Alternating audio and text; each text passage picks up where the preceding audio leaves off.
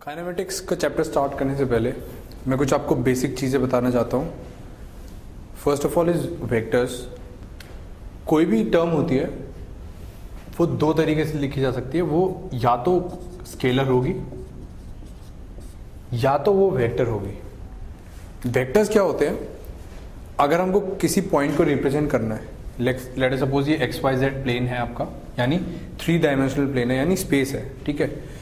तो उसके अंदर आपको किसी पॉइंट का हमको पोजीशन बतानी है, यानी ए बार बताना है फ्रॉम द ओरिजिन ओ, यानी ये जो है ये ए बार होता है, ठीक है। तो उस पोजीशन को बताने के लिए हम वेक्टर्स का यूज कर सकते हैं, जिसकी वैल्यू क्या होगी, ए x i cap plus A Y j cap plus A Z के कैप। आई कैप, जे कैप और के कैप क्या होंगे?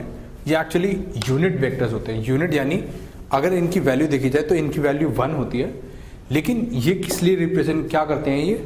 ये डायरेक्शन रिप्रेजेंट करते हैं। यानी अगर मेरे को कोई पॉइंट बताना है, ये तो 3 डायमेंशनल है, लेट अस सपोज 2 डायमेंशनल होगा, ठीक है। ये एक्स एक्सिस है, ये वाई एक्सिस है, और ये हमारा एक्स कॉमा वाई कोई पॉइंट है। तो अगर मेरे को इस पी पॉइंट का वेक्टर बताना होगा, let us suppose R vector है, तो इसको मैं कैसे डिनोट करूंगा? X i cap plus y j cap. ये कैसे आया? इससे क्या होता है कि पोजीशन वेक्टर पता चलता है। लेट अस सपोज ओरिजिन, ये जो पोजीशन होती है एक्चुअली ओरिजिन से होती है, विच इज डिनोटेड एज 0,0। ये तो आपको पता होगा। ये पोजीशन वेक्टर कैसे आता है? आई कैप, यानी आई कैप अगर हम एक्स डिस्टेंस हम एक्स एक्सिस के अलॉन्ग मूव करें, ठीक है, ये हम एक्स एक्सिस के अलॉन्ग एक्स डिस्टेंस मूव कर गए, और फिर वहां से वाई डिस्टेंस वाई एक्सिस के अलॉन्ग मूव कर गए, यानी यहां से ऊपर की डायरेक्शन में मूव कर गए, तो हमको हमारा पॉइंट मिल जाएगा। ये वेक्टर रिप्रेजेंटेशन से हमको डायरेक्शन पता चल जाती है कि पोजीशन वेक्टर कहां पर है। मतलब स्केलर फॉर्म में क्या होता है? स्केलर फॉर्म में आपको सिर्फ डिस्टेंस दिया होगा, यानी ये डी दिया होगा। अब ये जो डिस्टेंस है ये ओरिजिन से पूरे सर्कल पे कहीं पे भी हो सकता है, जो कि ऐसा अगर हम सर्कल बना दें तो ये इस पूरे सर्कल पे कहीं पे भी हो सकता है। यानी जो स्केलर फॉर्म होती है वो हमको कभी भी डायरेक्शन नहीं देती। बट वेक्टर्स हमने किस लिए इंट्रोड्यूस करे हैं? क्योंकि वेक्टर्स हमको मैग्नीट्यूड के साथ साथ डायरेक्शन भी देते हैं। अब अगर मेरे को इसका मैग्नीट्यूड बताना हो तो मैं इजीली बता सकता हूँ, मॉड आर का मैग्नीट्यूड हम ऐसे रिप्रेजेंट करते हैं। तो मैग्नीट्यूड की वैल्यू क्या होगी? Square root of x square plus y square, ठीक है। ये तरीका होता है आपका वेक्टर्स का, और ये आपका वेक्टर रिप्रेजेंटेशन होता है। वेक्टर रिप्रेजेंटेशन के अंदर हम जो 3D बनाते हैं, यानी 3D अगर हमको दिखाना होगा 3 डायमेंशनल के अंदर, तो हम कैसे करेंगे? एक्स एक्सिस इज अलोंग, मतलब वाई और जेड तो हमने परपेंडिकुलर एक्सिस बना दी। अब जो एक्स एक्सिस होती है वो इन दोनों के भी परपेंडिकुलर होती है, यानी कुछ प्लेन से बाहर। अब हम प्लेन से बाहर तो इसमें दिखा नहीं सकते, तो वो रिप्रेजेंट करने के लिए हम क्या करते हैं? थोड़ी टेढ़ी लाइन खींच देते हैं और इसको हम एक्स से डिनोट करते हैं, यानी एक्स एक्सिस से डिनोट करते हैं। एक चीज आप देखें कि ये जो तीनों एक्सिस हैं, ये तीनों हम जब डिफाइन करते हैं तो वो कैसे आती हैं? क्योंकि एक्स एक्सिस प्लेन से बाहर है। अगर मैं 3 डायमेंशनल में देखूं, ये एक्स एक्सिस होगी, ये आपकी जेड एक्सिस होगी, और ये आपकी एक्स एक्सिस है। तो राइट हैंड रूल एक होता है, एक हमारा राइट हैंड रूल होता है। उसके अंदर क्या होता है? अगर मैं फिंगर्स को कर्ल करूं, यानी क्योंकि ये तीनों एक्सिस एक दूसरे के परपेंडिकुलर है, यानी एक्स एक्सिस वाई एक्सिस और जेड एक्सिस के दोनों परपेंडिकुलर है। इन दोनों के बीच में ये कितना एंगल है? ये 90 डिग्री है। यानी अगर कोई एक्सिस बाहर आ रही है तो ये कितना एंगल बना रही है? 90 डिग्री। अब ये डायरेक्शन फाइंड आउट करने के लिए, यानी एक्स एक्सिस फाइंड आउट करने के लिए हम क्या करते हैं?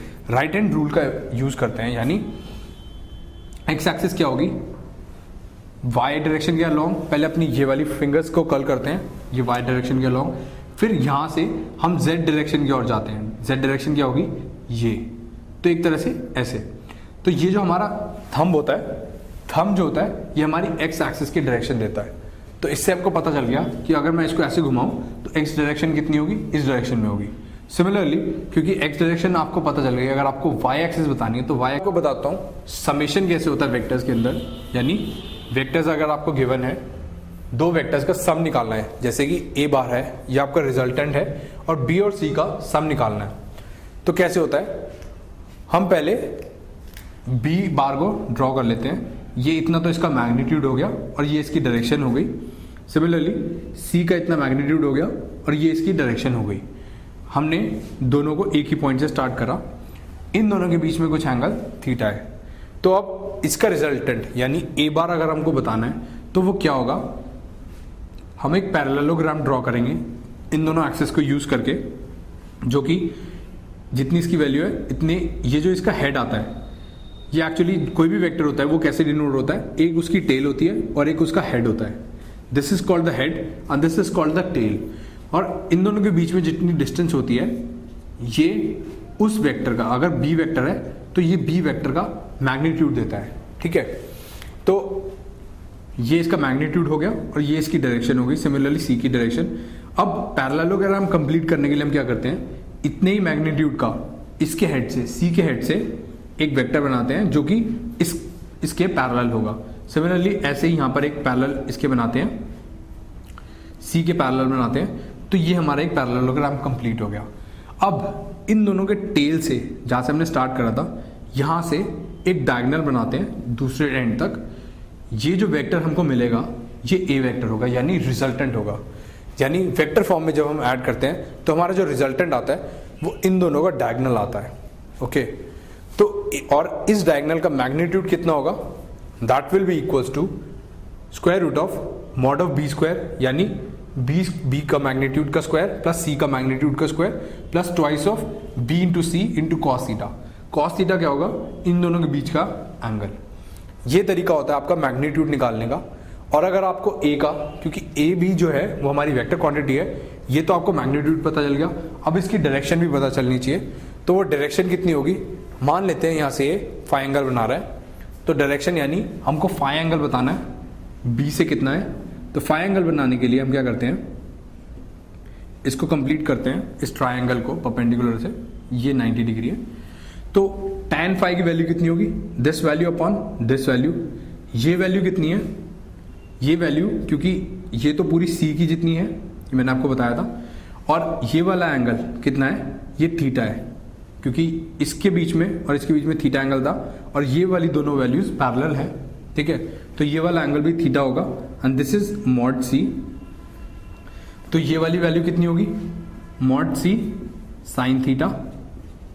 ये वाली वैल्यू कितनी होगी, मॉड सी कॉस थीटा। ठीक है, तो tan phi will be equals to mod c sine theta which is this upon mod b plus mod c cos theta. तो यहां से आपका आ गया फाई।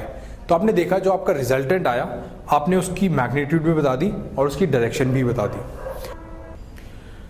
ये तो मैंने आपको बताया, ये 2 के लिए था। ठीक है, इसी वेक्टर को आप कैसे एडअप कर सकते थे, रादर देन ज्वाइनिंग यहां से आप क्या कर सकते थे, इसका एक और तरीका होता है, आपको पैरेललोग्राम ना बनाना पड़े तो आप यहां से बी वेक्टर बनाएंगे।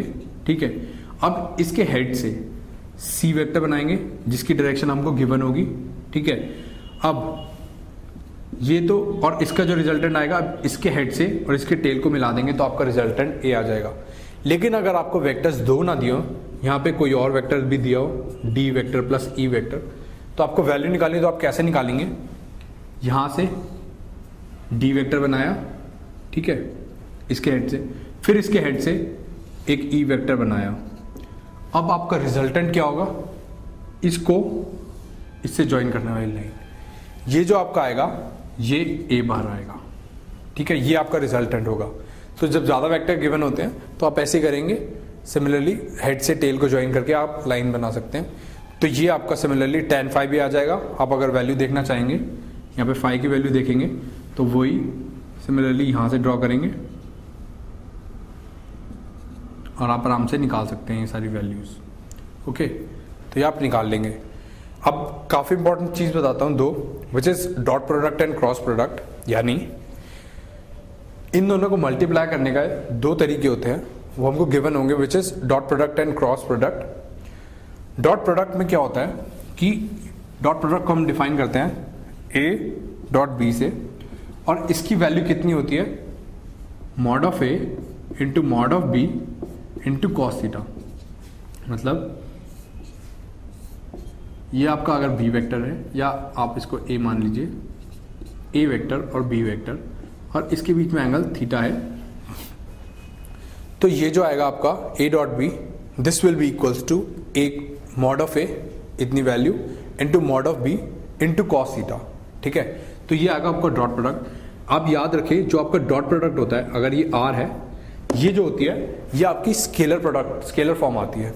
डॉट प्रोडक्ट के अंदर आपका जो रिजल्टेंट आता है वो स्केलर फॉर्म में आता है। बट अगर क्रॉस प्रोडक्ट है, क्रॉस प्रोडक्ट के अंदर क्या है कि अगर हम मान लीजिए ये है ए और बी है, ठीक है, इनका जो हमको रिजल्टेंट बताना है यानी ए क्रॉस बी बताना है, इसकी वैल्यू कितनी होगी, A mod of B into sine theta into N cap. ये जो रिजल्टेंट आता है आपका ये वेक्टर फॉर्म में आता है, और इसकी जो डायरेक्शन होती है ये क्या होती है, ये इन दोनों वेक्टर्स के परपेंडिकुलर होती है, और इसकी जो वैल्यू होती है दैट इज थीटा इंक्लूडेड, यानी साइन इंटू थीटा होता है। वहां पे आपने देखा कॉस थीटा होता था इस केस में, यहाँ पे साइन थीटा होता है into N cap. N cap क्या होता है, इन दोनों का परपेंडिकुलर, यानी अगर मैं इसके अंदर क्रॉस प्रोडक्ट के अंदर कैसे देखते हैं हम, राइट हैंड रूल से देखते हैं। ए क्रॉस बी करना है तो पहले आप ए के क्रॉस फिंगर्स करेंगे, वही राइट हैंड रूल, ए के क्रॉस और बी तक जाती हुई, बी तक जाएगी, तो ये जो आपका रिजल्टेंट आएगा ये इस डायरेक्शन के अंदर आएगा, यानी out of the plane of the paper. और ये जो एन कैप होता है ये वही वेक्टर है, यानी ये डायरेक्शन डिनोट कर रहा है आर बार की, किस डायरेक्शन में है, perpendicular to a bar and b bar.